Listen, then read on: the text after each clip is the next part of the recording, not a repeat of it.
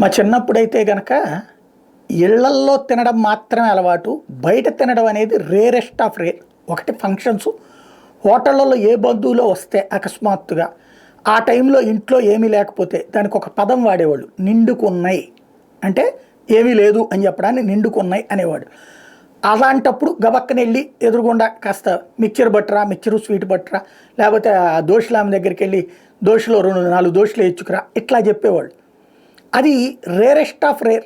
ఏడాది మొత్తం మీద ఒక్కసారో 2 సార్లు జరిగేది, మిగతా టైంలో అంతా ఉండేది. ఇవాళ రోజున అట్లా కాదు. స్విగ్గీలు, జొమాటోలు ఇవన్నీ వచ్చిన తర్వాత వండుకోవడం 30%, కొనుక్కుని తెప్పించుకోవడం 70%.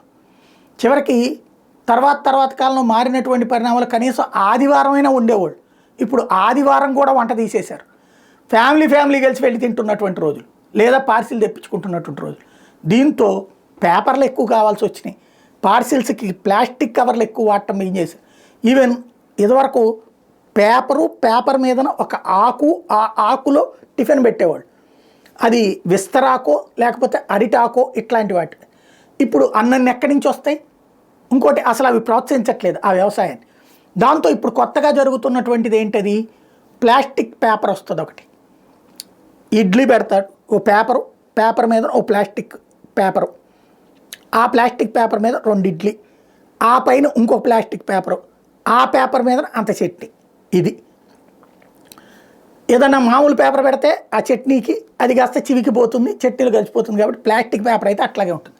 కానీ ఇది అత్యంత ప్రమాదకరమైన కర్ణాటక వాళ్ళు తేల్చారట.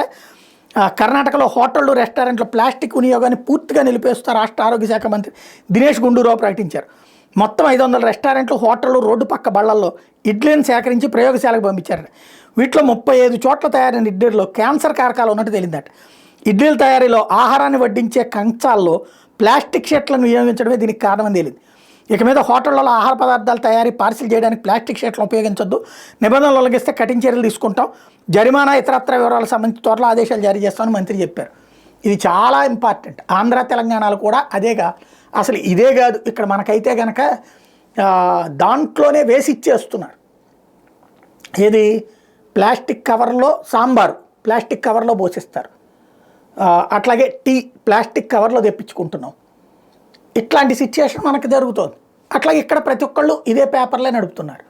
మరి క్యాన్సర్ ఇక్కడ వాళ్ళకి రాదా, కర్ణాటక వాళ్ళకే వస్తే? మరి ఇది తీసేస్తే ఏంటి ఆల్టర్నేటివ్? అది లేదు. ప్లాస్టిక్ నిషేధం గురించి దశాబ్దాలుగా చర్చలు నడుస్తే తప్పించి ప్రత్యామ్నాయాలు మాత్రం చేయలేకపోయాం. అదే ఇక్కడ సమస్య.